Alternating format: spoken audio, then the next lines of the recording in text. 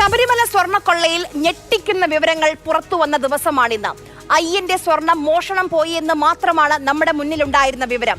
ആ സ്വർണം എന്ത് ചെയ്തുവെന്ന ചോദ്യത്തിന് ഇന്ന് ഉത്തരം കിട്ടി. കേസിലെ പ്രധാന പ്രതിയായ ഉണ്ണികൃഷ്ണൻ വിറ്റ് കാശാക്കിയ ആ സ്വർണം. ബെല്ലാരിയിലെ സ്വർണ്ണ വ്യാപാരി ഗോവർദ്ധനാണ് ആ സ്വർണം വിറ്റത്. ആരാണ് ഗോവർദ്ധൻ?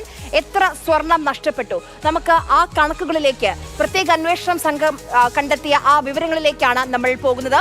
2019 സന്നിധാനത്ത് നിന്ന് തനി തങ്കം പൊതിഞ്ഞ സ്വർണ്ണപ്പാളികൾ ഉണ്ണികൃഷ്ണൻ പോറ്റി കൊണ്ടുപോകുന്നത്. 2019 പോറ്റിക്കല്ല, പക്ഷെ പോറ്റി പറഞ്ഞതനുസരിച്ച് അനന്ത സുബ്രഹ്മണ്യത്തിനാണ് ഈ പാളികൾ ദേവസ്വം ഉദ്യോഗസ്ഥർ നൽകുന്നത്. 39 ദിവസത്തിന് ശേഷം ചെന്നൈയിലെ സ്മാർട്ട് ക്രിയേഷൻസിലേക്ക് പാളി എത്തിക്കുന്നു. സന്നിധാനത്ത് നിന്ന് കൊണ്ടുപോയ സ്വർണം പൊതിഞ്ഞ പാളിയിൽ അട്ടിമറി നടക്കുന്നു. സ്മാർട്ട് ക്രിയേഷൻസിൽ വെച്ചാണ് ഈ പാളികളിൽ നിന്ന് സ്വർണം വേർതിരിച്ചെടുക്കുന്നത്.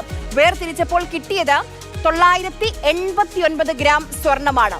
ഇതിൽ 109 ഗ്രാം സ്വർണം സ്മാർട്ട് ക്രിയേഷൻസ് സ്വർണം പൂശാനുള്ള പണിക്കൂലിയായി വാങ്ങി. അതായത് ചെയ്ത ജോലിക്ക് കൂലിയായി സ്വർണമാണ് സ്മാർട്ട് ക്രിയേഷൻസിന് കിട്ടിയത്. ബാക്കി വന്ന സ്വർണത്തിൽ 476 ഗ്രാം സ്വർണം ഉണ്ണികൃഷ്ണൻ പോറ്റിക്ക് സ്മാർട്ട് ക്രിയേഷൻസ് കൈമാറുകയാണ്. നേരിട്ട് ഉണ്ണികൃഷ്ണൻ പോറ്റിയുടെ കയ്യിലേക്കല്ല, മറിച്ച് പോറ്റി പറഞ്ഞ കൽപേഷിനാണ് കൊടുക്കുന്നത്. ആ സ്വർണം ബെല്ലാരിയിലെ സ്വർണ്ണ വ്യാപാരിയായ ഗോവർദ്ധന് വിൽക്കുന്നു, കാശാക്കുന്നു. ഉണ്ണികൃഷ്ണൻ പോറ്റി പ്രത്യേക അന്വേഷണ സംഘത്തിന് നൽകിയ മൊഴിയിലാണ് ഈ വിവരങ്ങളൊക്കെ ഉള്ളത്. ഗോവർദ്ധന്റെ മൊഴിയും SIT രേഖപ്പെടുത്തിയിട്ടുണ്ട്. എന്തായാലും തനിക്ക് പോറ്റി സ്വർണം വിറ്റു എന്ന് ഗോവർദ്ധനും സമ്മതിക്കുകയാണ്.